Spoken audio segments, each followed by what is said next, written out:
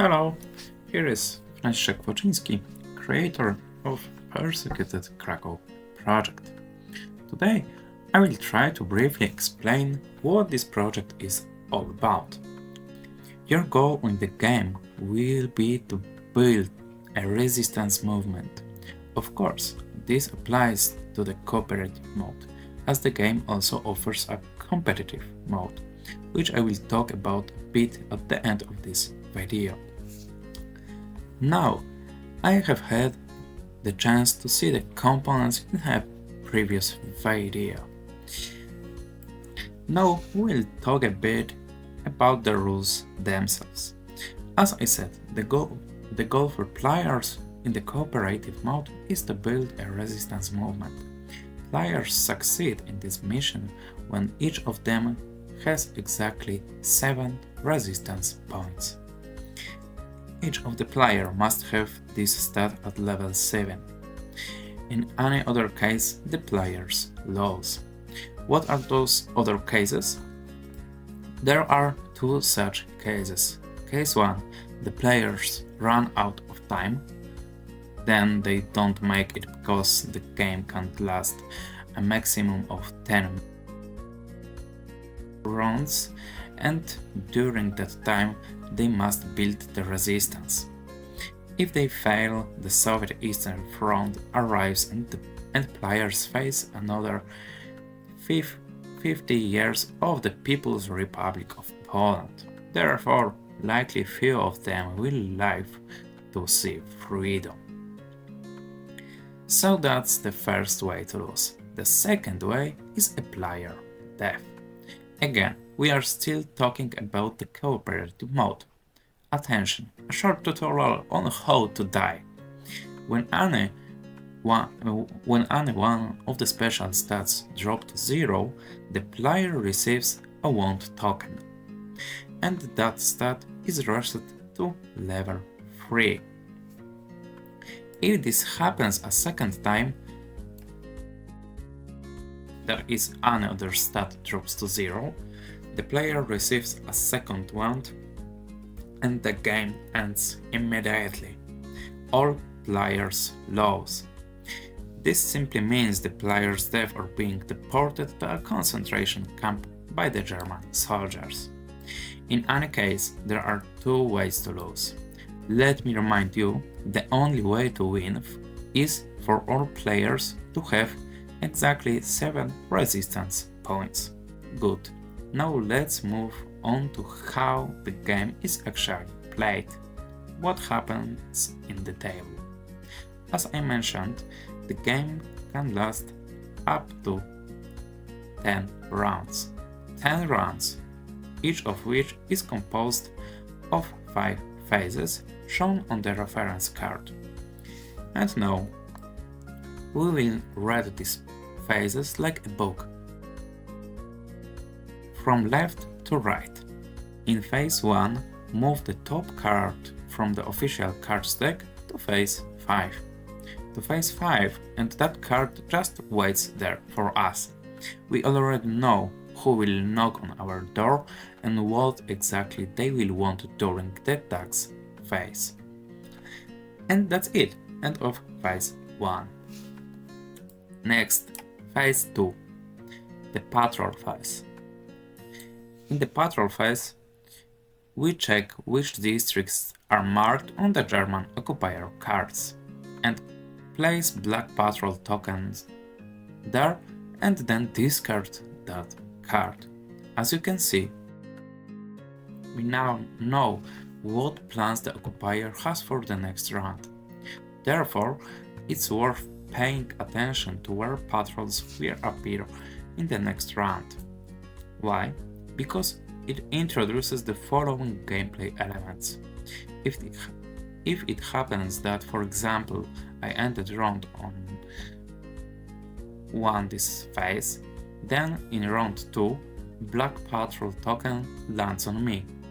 When the token lands on me, it forces me to flee the space, still here in phase 2, the patrol phase. You must flee on the nearest available district and lost 1 sanity point. Boom! that drops.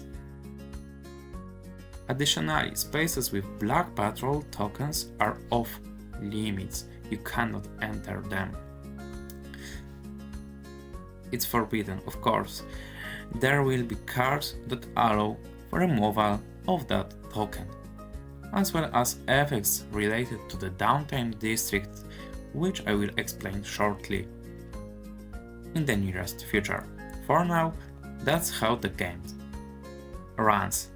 Phase 1, Phase 2, there are game-driven actions. In Phase 3, the action phase is the player's turn.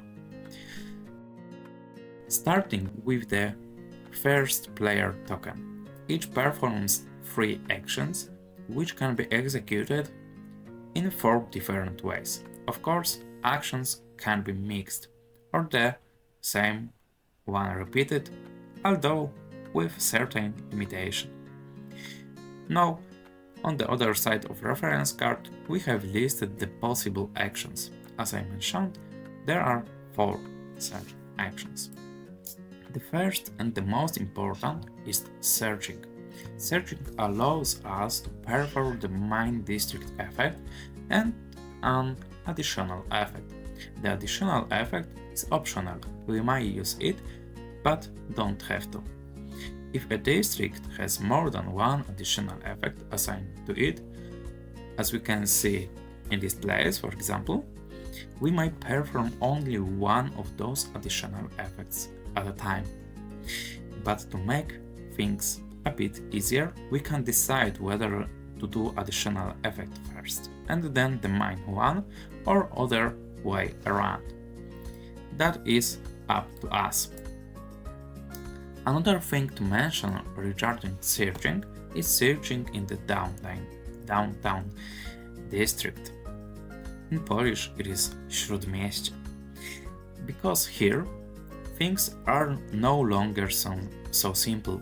The main effect of searching downtown is the ability to use a white sabotage token. The sabotage token might be placed on any district. If placed on a district that contains a Black Patrol token, it nullifies that token, unlocking the district. However, if placed on any other district, for example here, it secures that district until someone moves the sabotage token using the same effect, or a patrol token is placed there from a card.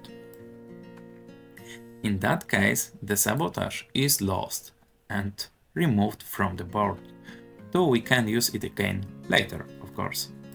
But the field becomes safe, and players might enter it, and any player already there won't take sanity damage. So it's very useful feature. Additionally, the permanent effect of downtown is the ability to trade money and item cards. The item cards includes 3 types: instant cards, single-use cards, and reusable cards. Instant cards are discarded immediately upon drawing, with their effect applied right away.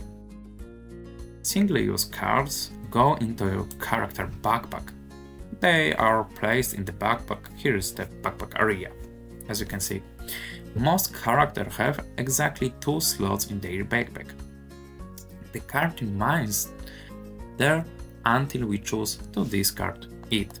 When we discard it, we activate whatever effect that card grants. Reusable cards also go into the backpack like single-use cards, but when we're using their effects, we don't have to discard them. Additionally, both reusable and single-use cards have something called monetization value. Single-use cards are worth half a bill, while reusable cards are worth a full bill. Of course, this doesn't mean we literally break a bill in half when monetizing a single-use card. No, to monetize such a card, we need two single-use cards. Yes, because two halves make a whole, as you know. Let's move on. Remember, the permanent effect of downtime is the ability to trade money and item cards between players. The next thing you can do is very straightforward. It's simply movement. Move by one district in a straight line. That's the base rule, of course. Some characters or items can modify this, but the basic rule is move by one district in a straight line. Naturally, as stated before, you may not move onto spaces with black patrol tokens. Okay, the next action you can perform is simply daily work. Work means that you are going to your job hoping to get paid, but the chances are slim. These are hard wartime conditions. Only a roll of 5 or 6 on the dice will get you a bill. Any other result means the player simply loses that action, with no positive outcome. Additionally, some characters have something called an activated ability. For example, the nurse can spend one action to give any player 1 health or 1 sanity point. This is her ability and it might be used once per turn. And now, attention, here comes a limitation. Some things may be done only once per turn. For example, you cannot search the same district twice in a turn. So, to search twice, you must search, move, then search again. You might search a different district again, that is allowed. Also, as you might guess from the name,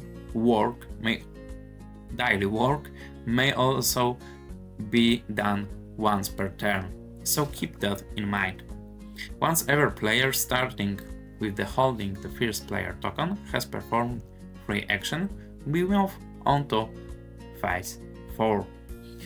In phase 4, we will face the local propaganda press. I mean material published by the Germans. These were propaganda newspapers, but written in Polish so citizens could read them.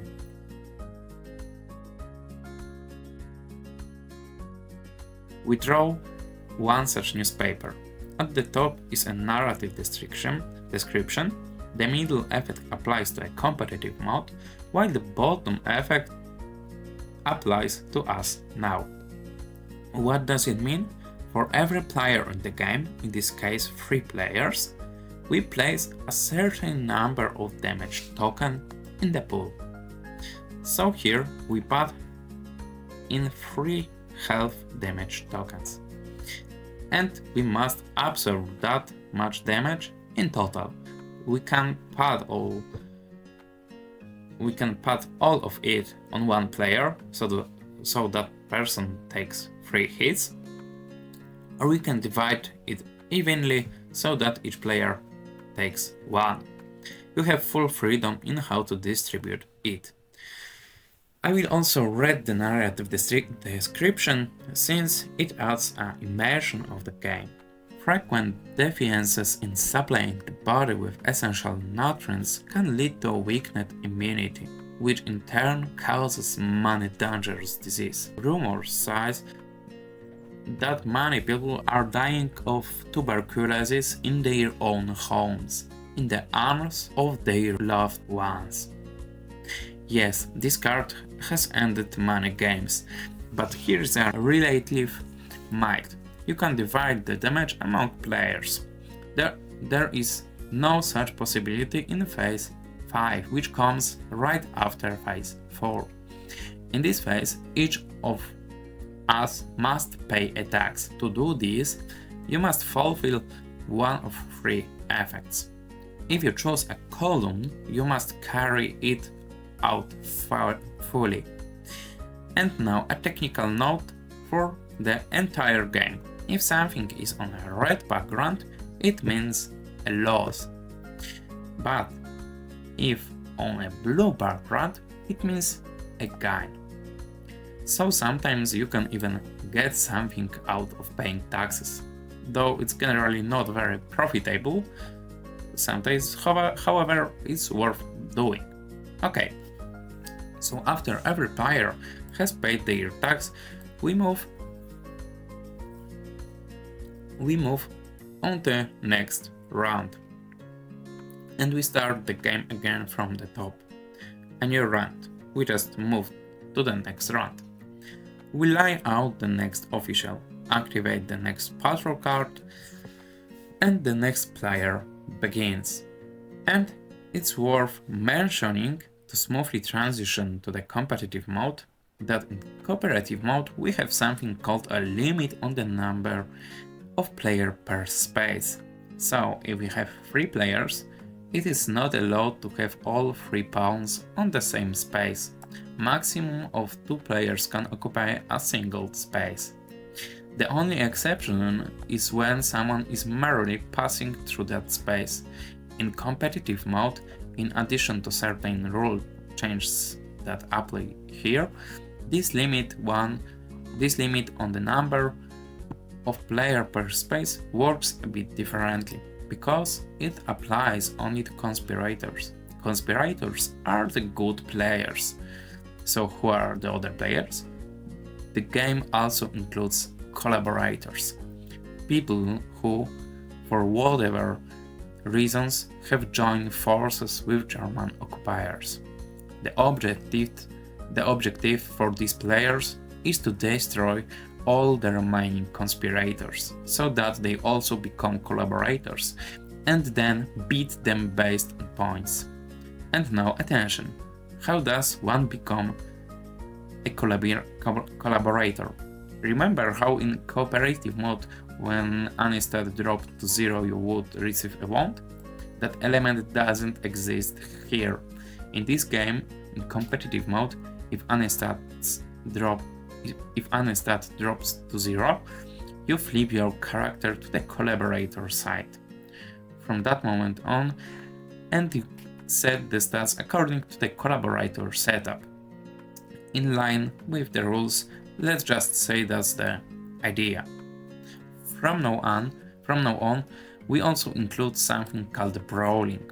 A brawl occurs when a collaborator, the bad player, ends up on the same space as any other player. To initiate a brawl, all it takes is to move onto the same space. Now, in a brawl, you sum the aggression stat, that's the vertical indicator here.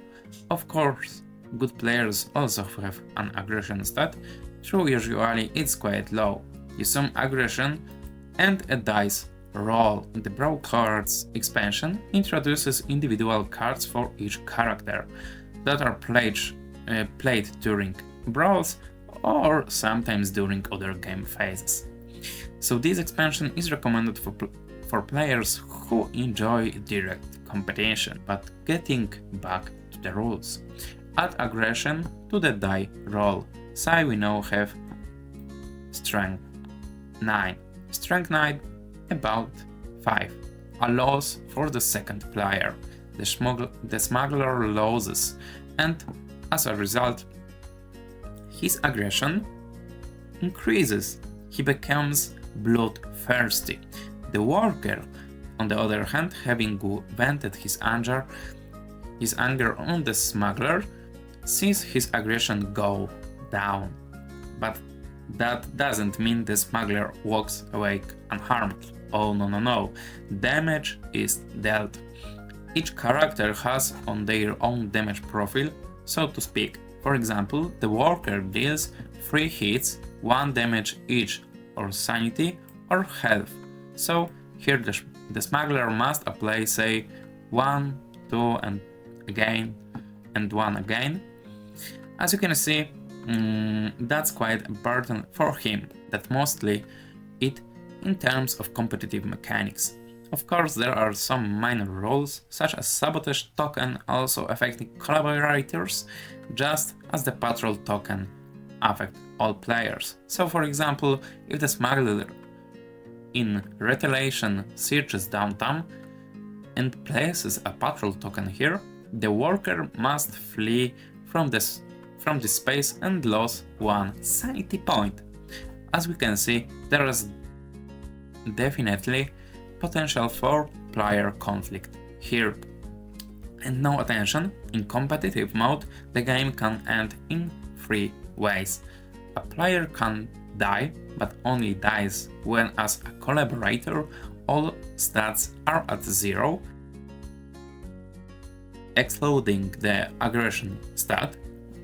The second way, all good players, all conspirators reach 7 aggression points, then they automatically win, together cooperative by forming the resistant, and bad players lose. The third way the game can end in the passage of 10 runs. Then, if the game included only good players, for example, conspirators, the winner is whoever has the most resistant points. If both collaborators and conspirators are present, the conspirators win. But if all players have turned bad, then the one with the highest resistant points wins. That's how the game works in competitive mode. As for setup, there are some modifications in this mode. Let me quickly show them now.